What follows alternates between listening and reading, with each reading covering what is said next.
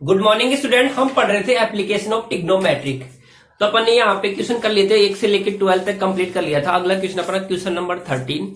Question number 13 में देखो क्या दे रखा है कि एक लाइट हाउस है। तो अपन अब जो क्वेश्चन करने वाले हैं एंगल ऑफ डिप्रेशन वाला करने वाले हैं। और एंगल ऑफ डिप्रेशन क्या होता है मैंने आपको इस चैप्टर के स्टार्टिंग में समझा दिया था। तो क्या दे रखा है कि अब दे रखा है एंगल ऑफ डिप्रेशन दे रखा है। कहां से? एक लाइट हाउस है जिसकी हाइट कितनी दे रखी है? 75 मीटर। एक 75 मीटर का एक लाइट हाउस है। वहां पे अपना एक ऑब्जर्वर बैठा हुआ है, वहां से वो दो शिप को देख रहा है। तो मान लेते हैं एक शिप क्या है P और ये क्या है Q है, और ये लाइट हाउस हो गया 75 मीटर का।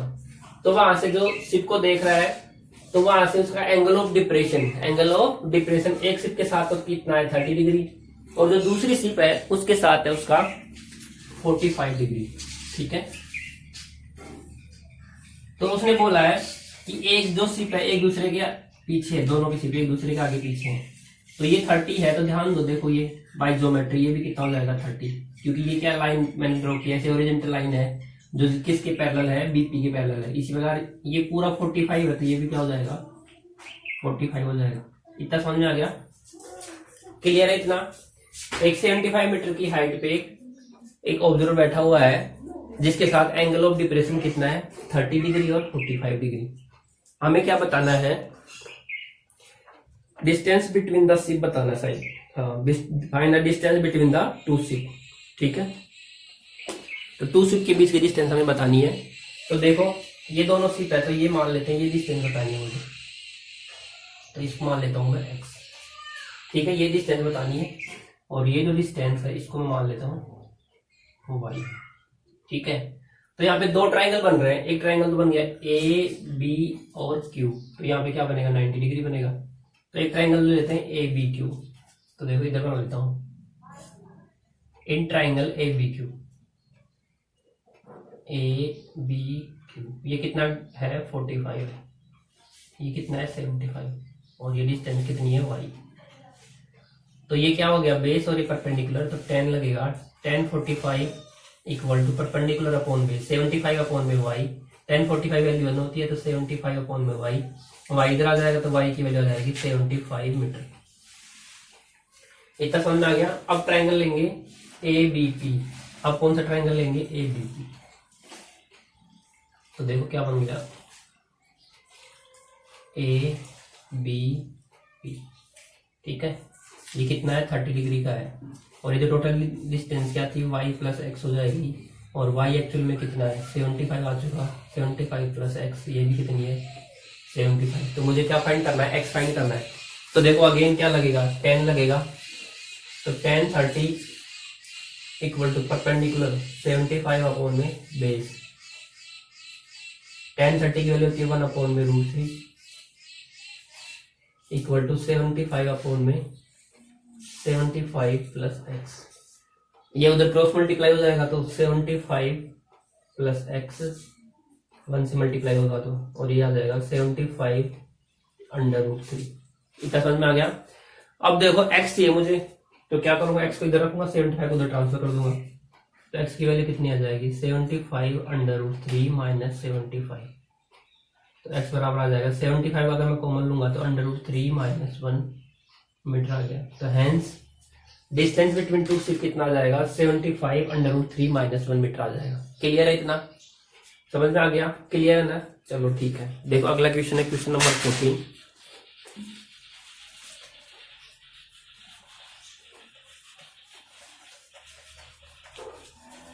क्वेश्चन नंबर 14 में देखो क्या दे रखा है।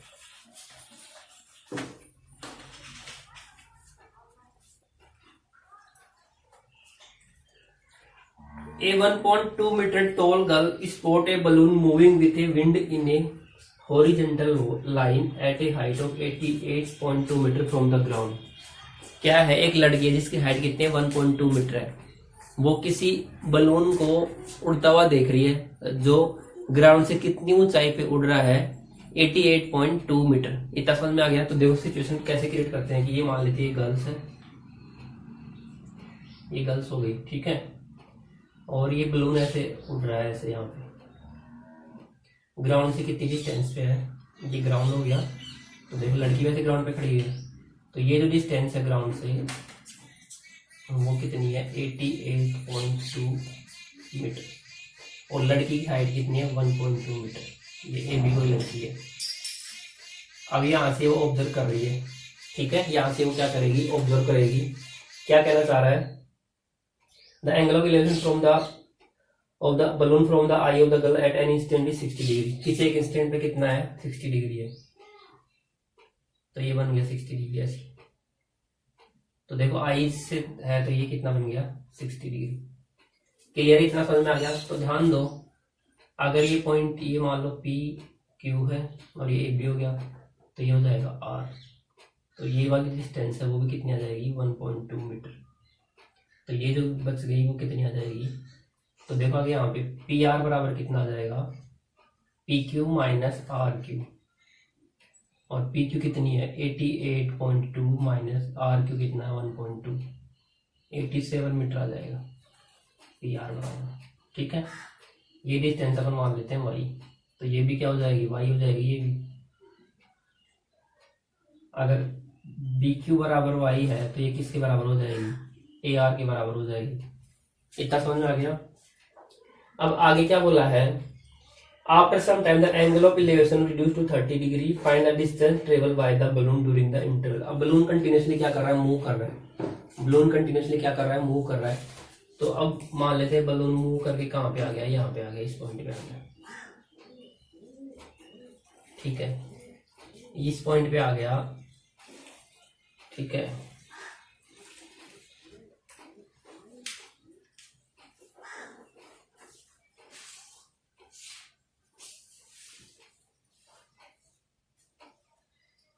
इस पॉइंट पे आ गया।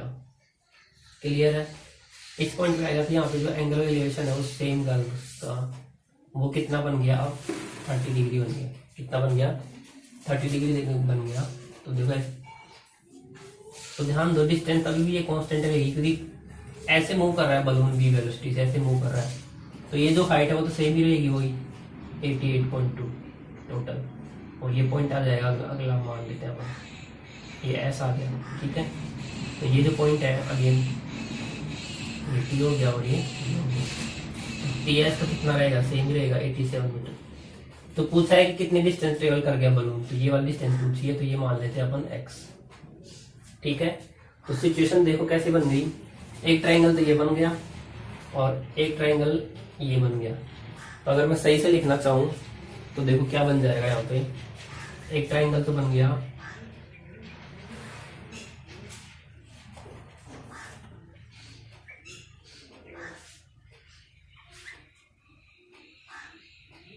पी आर ए, जिसमें ये एंगल कितना है 60 डिग्री का है, ये है 87 और ये जो हाइट ये ले रखी है वाई। ठीक है, तो इसमें अगेन ये परपेंडिकुलर ये हो गया बेस, तो 10 लगेगा। 10 60 इक्वल टू परपेंडिकुलर अपॉन में बेस। 10 60 की वैल्यू होती है √3 इक्वल टू 87 अपॉन में वाई। वाई इधर आ जाएगा, √3 डिवाइड चला जाएगा। तो √3 वाई इक्वल टू 87। तो वाई की वैल्यू कितनी आ गई 87 अपॉन में √3 मीटर। ये समझ में आ गया। ठीक है, अब ट्राइंगल लेंगे अपन ए एस टी। क्या बन जाएगा ट्राइंगल, ये 30 डिग्री हो गया। ए एस टी अगेन ये कितना है 87, कितना है 87 और ये डिस्टेंस कितनी है टोटल y प्लस एक्स है और y की वैल्यू हम निकाल चुके 87 अपॉन में √3 प्लस एक्स। तो देखते हैं सोल्व करते हैं। अगेन क्या लगेगा 10 लगेगा तो क्या आ जाएगा 10 30 इक्वल टू परपेंडिकुलर अपॉन में बेस। 10 30 की वैल्यू होती है 1/√3 87 अपॉन में 87 प्लस एक्स। अब क्या हो जाएगा ये क्रॉस मल्टीप्लाई हो जाएगा। क्या हो जाएगा क्रॉस मल्टीप्लाई। तो देखो ये इधर आ जाएगा, ये इधर चला जाएगा। 87 अपॉन में √3 प्लस एक्स इक्वल टू 87 √3। ठीक है, अब मुझे क्या चाहिए, एक्स की वैल्यू चाहिए, तो इसे मैं रब कर लेता हूं। देखो कितना आ जाएगा, एक्स इधर रहेगा 87/√3 माइनस 87 अपॉन में √3। एलसीएम ले लेंगे, 87/√3 इंटू में √3 डिवाइड में बना जाएगा ना, माइनस 87 अपॉन में √3। तो देखो एक्स की वैल्यू कितनी आ जाएगी, 87 √3 कितना होता है 3, तो 87 मैंने कॉमन ले लिया, 3 माइनस 1 अपॉन में √3। तो देखो कितना आ जाएगा, 87 इंटू में 2 अपॉन में √3। तो 87 इंटू में 2 कितना आ जाएगा, देखो इसे सोल्व करोगे आप,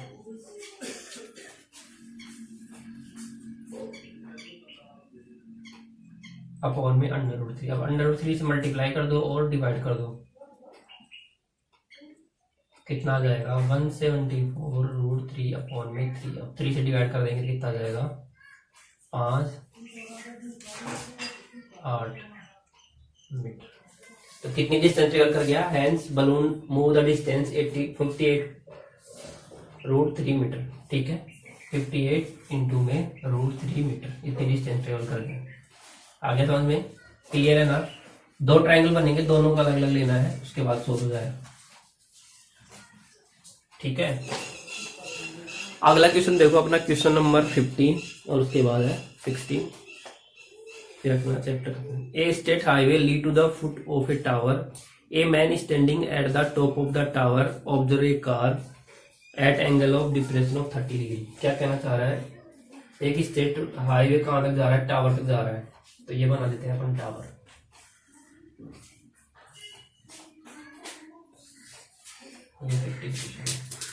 ये हाईवे है मान लो, ठीक है।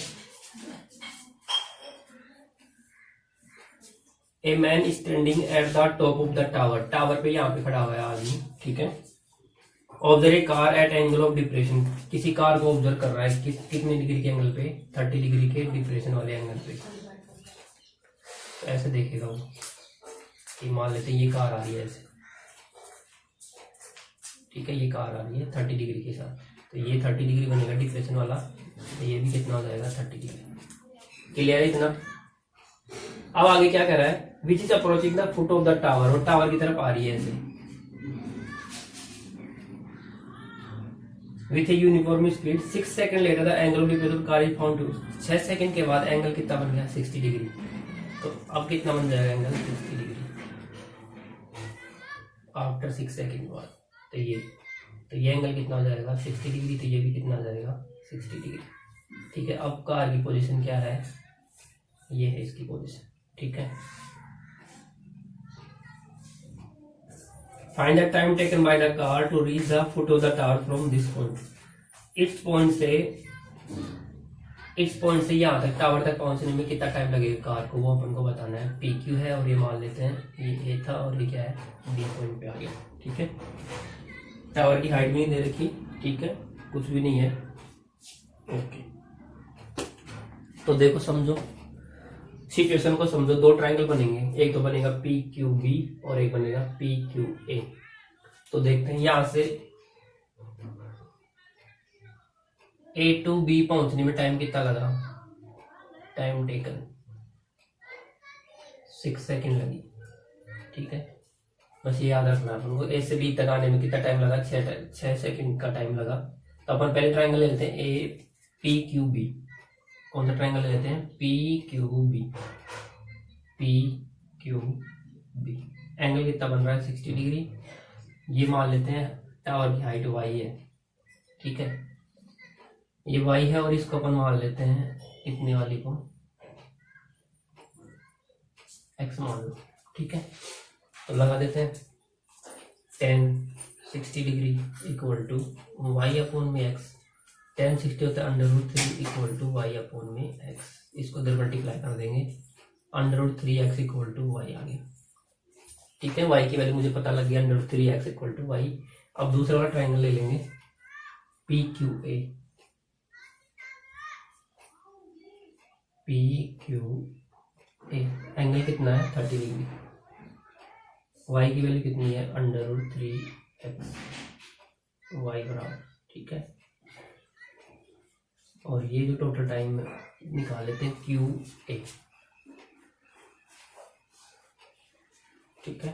तो ये कितना है मान लेते हैं, ये x प्लस h मान लेते हैं इसको। ये यहाँ से लेके यहाँ तक डिस्टेंस कितनी है h, ठीक है। तो देखते हैं tan 30 डिग्री इक्वल टू क्या जाएगा, परपेंडिकुलर अपॉन में बेस। परपेंडिकुलर अपॉन में क्या आ गया, बेस आ गया। इसकी वैल्यू होती है 1/√3 इक्वल टू √3x अपॉन में x प्लस h। ये इधर जाएगा और ये इधर मल्टीप्लाई हो जाएगा। √3x इंटू में √3 x प्लस h बराबर 3x। √3 क्या हो जाएगा 3। तो यहाँ से h की वैल्यू कितनी आ जाएगी 2x आ जाएगी। समझ में आ गया। x उधर चला जाएगा, x समझ नहीं आ रहा है देखो। तो ये h बराबर आ गया 2x। h की वैल्यू कितनी आ गई 2x आ गई। अब देखो ये x है और ये कितना है। अब सिचुएशन समझना अच्छे से।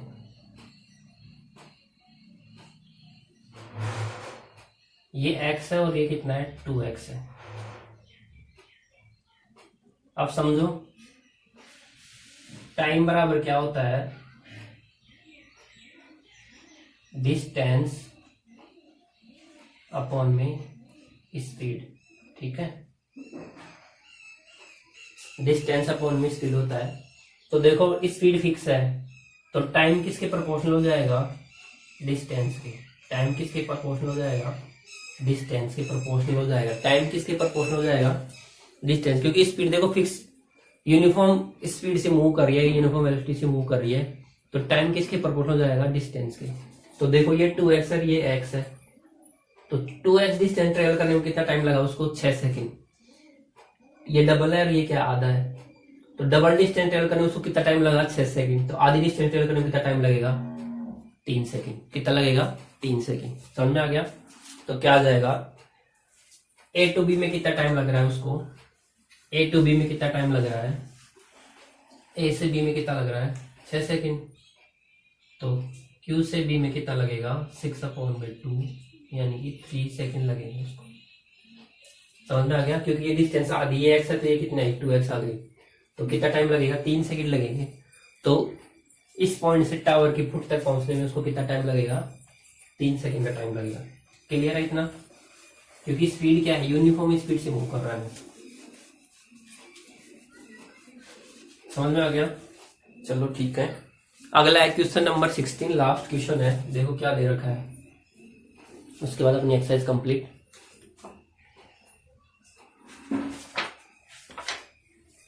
The angle of elevation of the top of the tower from the 2 point at a distance of 4 meter and 9 meter from the base of the tower, ठीक है। And in the same straight line with it are complementary. Prove that the height of the tower is 6 meter. क्या कह रहा है कि जो angle of elevation of tower from the 2 point. तो एक टावर बना लेते हैं पहले। ये बन गया टावर। इनका एंगल ऑफ एलिवेशन किसका टॉप का 2 पॉइंट है at a distance 4 metre and 9 metre from the base of the tower. ये टावर का बेस हो गया। इससे एक पॉइंट तो कितनी डिस्टेंस पे है 4 मीटर की डिस्टेंस पे ये रहा। और एक पॉइंट कितनी डिस्टेंस पे है 9 मीटर की डिस्टेंस पे। तो ये मान लेते हैं ए और ये क्या आ गया बी पॉइंट। ये डिस्टेंस कितनी है ये 9 मीटर की डिस्टेंस है। With it are complementary. ये जो एंगल ऑफ एलिवेशन बन रहा है वो कॉम्प्लीमेंट्री है। एंगल ऑफ एलिवेशन क्या है कॉम्प्लीमेंट्री एंगल बन रहा है। अगर ये थीटा है तो ये एंगल कितना बनेगा 90 minus theta.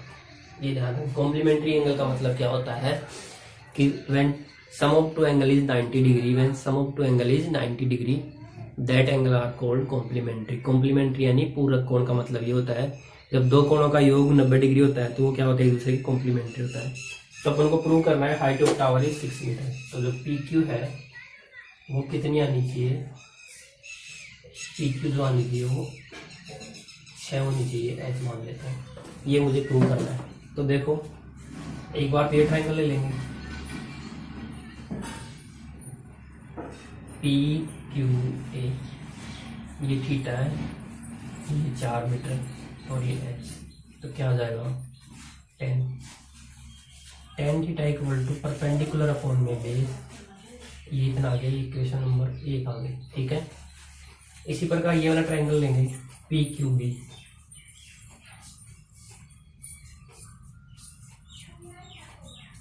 P Q B, ये कितना है 90 माइनस थीटा, ये अगेन एच है और ये कितना है 9 मीटर। तो क्या आ जाएगा 90 minus theta equal to perpendicular upon में बेस, 90 माइनस थीटा क्या होता है कोट थीटा, ये अपन ने पढ़ लिया, एच अपॉन में 9, ये इक्वेशन नंबर 2 आ गई।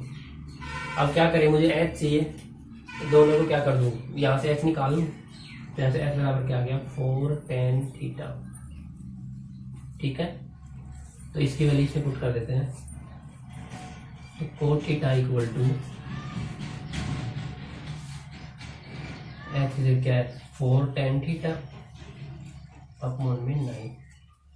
ठीक है, cot theta equal to H upon में 9 आ गया, क्लियर है इतना।